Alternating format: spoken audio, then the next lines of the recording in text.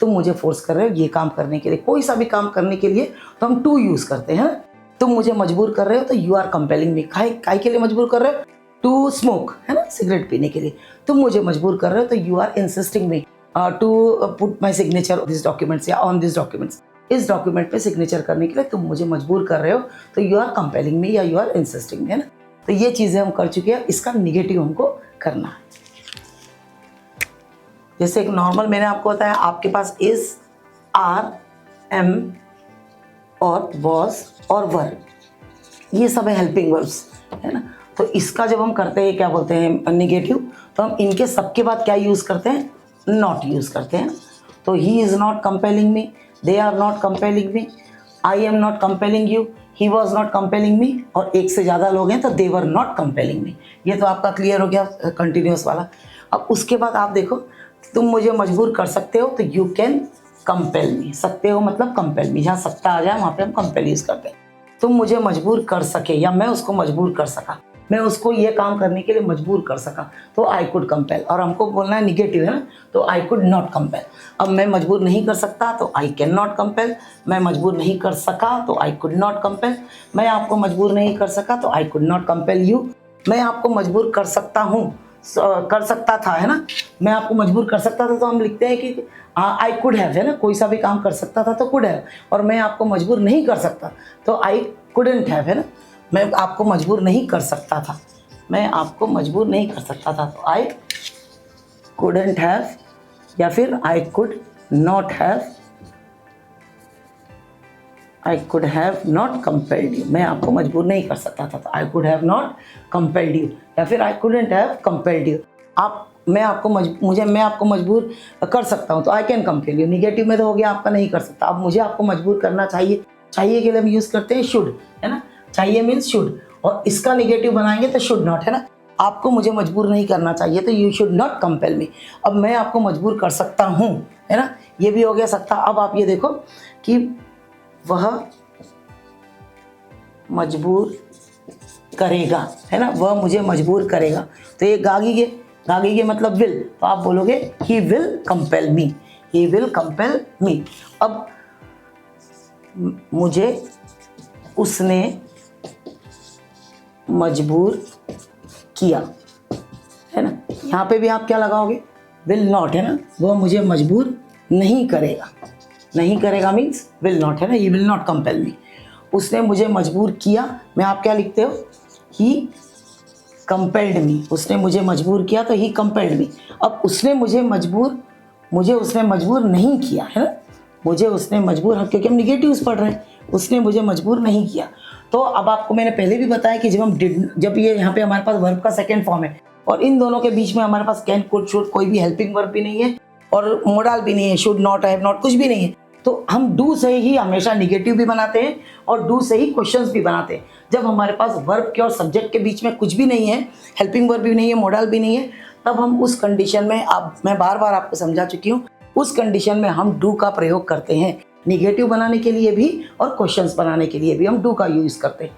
तो ये जो डू का यूज हम करेंगे यहाँ पे, तो डू का यूज क्यों नहीं करेंगे, हम डिड का करेंगे इस जगह पर। क्यों करेंगे डिड का यूज? क्योंकि ये वर्ब का सेकेंड फॉर्म है, ये क्रिया का सेकेंड फॉर्म है, इसीलिए हम भी डू का सेकेंड फॉर्म ही यूज करेंगे। तो डू का सेकेंड फॉर्म क्या है? डिड। तो वो नहीं गया तो ही डिड नॉट गो, तो उसने मजबूर नहीं किया तो ही डिड नॉट। और जब भी किसी भी सेंटेंस में हम डिड का यूज करते हैं तो उसके बाद हमेशा वर्ब का यानी क्रिया का फर्स्ट फॉर्म ही आता है, सेकेंड फॉर्म नहीं आता।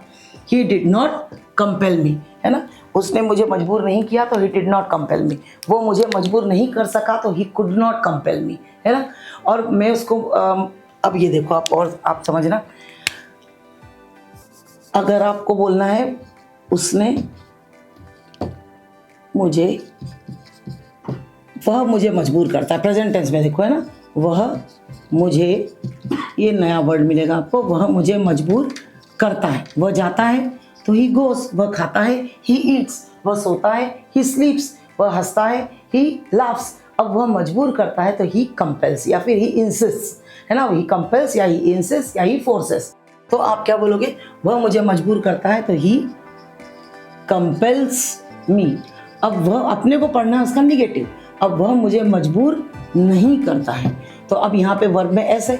अब फिर मैं आपको वापस बता रही हूँ, ही और कंपेल के बीच में देखो आप will, can, could, should, helping verb कुछ भी नहीं है। तो इस कंडीशन में हम किसका यूज करते हैं? डू का यूज करते हैं ना। और ही, शी, इट और किसी भी नाम के साथ हम डस का यूज करते हैं। किसके साथ? ही, शी, इट और कोई भी नाम। इसका मतलब ग्रामेटिकल भाषा में हम इसको बोलते हैं third person singular. First person मैं हूँ आई, सेकेंड पर्सन आप हो यू, और बाकी सब थर्ड पर्सन पर अकेले होने चाहिए, क्योंकि बहुवचन में हम वर्ब में एस और गॉड में ईएस नहीं लगाते हैं। प्लूरल्स में कभी नहीं लगाते, दे के साथ नहीं लगाते, वी के साथ नहीं लगाते, है ना। और इसीलिए आप ये देखो कि इन दोनों के बीच में जब कुछ भी नहीं है, सब्जेक्ट और वर्ब के बीच में, यानी ही, कर्ता और इस क्रिया के बीच में जब कुछ भी नहीं है, कैन, कुड, शुड भी नहीं है, विल भी नहीं है, कुछ नहीं है, इज, आर, एम भी नहीं है, उस कंडीशन में आप हमेशा ध्यान रखना हमको डू का यूज करना है। तो डू का यूज कब करते हैं हम? जब प्रेजेंट टेंस हो तो हम डू का यूज करेंगे। अब जब पास्ट टेंस हो तो यहाँ पे पास्ट टेंस था तो हमने डिड का यूज करा। अब जब प्रेजेंट टेंस है तो हम डू का यूज करेंगे। पर लेकिन अगर ही, शी, इट और कोई नाम है तो हम डू की जगह पर डस का यूज करेंगे। तो वह मुझे मजबूर करता है तो ही कंपेल्स मी। अब वह मुझे मजबूर नहीं करता तो he does not compel me. अब वर्ब का एस हट जाएगा, ये ध्यान रखना आप, है ना। एक बार यहाँ पे ई एस लगा दिया या एस लगा दिया तो वर्ब में एस नहीं आएगा। ही डज नॉट कंपेल मी, वह मुझे मजबूर नहीं करता तो ही डज नॉट कंपेल मी। इसको डजन भी बोलते हैं ना, ही डजन कंपेल मी। तो आप कंफ्यूज मत होना, कोई अगर आपसे स्टाइल में डजन बोले तो आप कंफ्यूज मत होना कि क्या बोल रहा है। ही डजन कंपेल मी, तो इसको शॉर्ट में बोलते हैं डजंट। ये कॉमा है ना, इसको ये ओ की जगह का कॉमा ऊपर जो लगता है इसको डजंट शॉर्ट में बोलते हैं। ही डजंट कंपेल मी। तो आप ही कंपेल्स मी होता है, पॉजिटिव में है ना, कंपेल्स मी। पर जब आप नेगेटिव बोलते हो तो he doesn't compel me, compel का एस हट जाएगा। ही इंसिस्ट मी या ही डजंट इंसिस्ट मी, ये इस टी का एस मतलब वर्ब का एस हट जाता है जब हम डस का प्रयोग करते हैं तब, है ना। ये हो गया आपका। अब उसके बाद मुझे उसको मजबूर करना पड़ा तो आई हैड टू कंपेल हर, है ना। अब मुझे उसको मजबूर नहीं करना पड़ा तो I did not have to compel her, I did not have to compel her. या फिर I didn't had to compel her, मुझे उसको मजबूर नहीं करना पड़ा तो I didn't had to compel her. अच्छा, उसके बाद ऐसा भी बोलते हैं, विल हैव टू का भी यूज़ करते हैं ना। जैसे मुझे आपको मजबूर करना पड़ेगा तो I will have to compel you. अब मुझे आपको मजबूर नहीं करना पड़ेगा तो I will not have to compel you. और उसके बाद ये भी, और ये निगेटिव। अच्छा, दूसरी बात कि जैसे मैं मजबूर हूँ तो आई एम हेल्पलेस, है ना। मैं मजबूर हूँ तो I am helpless. I am compelled नहीं बोलेंगे, आई एम हेल्पलेस। और आई एम इंसिस्टेड भी नहीं बोलेंगे, आई एम हेल्पलेस बोलेंगे। मैं मजबूर हूँ तो आई एम हेल्पलेस, यानी मैं आपकी मदद नहीं कर सकता तो आई एम हेल्पलेस। अब मैं मजबूर नहीं हूँ, आई एम नॉट हेल्पलेस। मैं आपकी मदद करने के लिए मजबूर नहीं हूँ तो आई एम नॉट हेल्पलेस। कौन सा काम करने के लिए? To help you. I am not helpless to help you, I can help you easily. मैं आपकी मदद आसानी से कर सकता हूँ, because I am not helpless. मैं मजबूर नहीं हूँ। You are my friend, I am not helpless for you. आपके लिए मैं मजबूर नहीं हूँ, आई एम नॉट हेल्पलेस। अच्छा, मैं ही इंसिस्टेड मी, उसने मुझे मजबूर किया, है ना। उसने मुझ पर दबाव डाला या मुझे फोर्स किया तो he insisted me to smoke, उसने मुझे सिगरेट पीने के लिए मजबूर किया। तो he did not insist me, उसने मुझे मजबूर नहीं किया। क्यों? क्योंकि इंसिस्टेड वर्ब का सेकेंड फॉर्म है तो हम इंसिस्टेड में वर्ब का सेकेंड फॉर्म है तो हम डू का डिड यूज़ करेंगे। अब वो मुझे मजबूर नहीं करता तो ही डज नॉट, है ना। मैं मजबूर नहीं करती तो आई डोंट, है ना। आई डोंट इंसिस्ट एनीबडी, मैं किसी को भी मजबूर नहीं करती मेरी बात मानने के लिए, टू लिसन मी, है ना, या फिर to follow me. I don't insist anybody to follow me.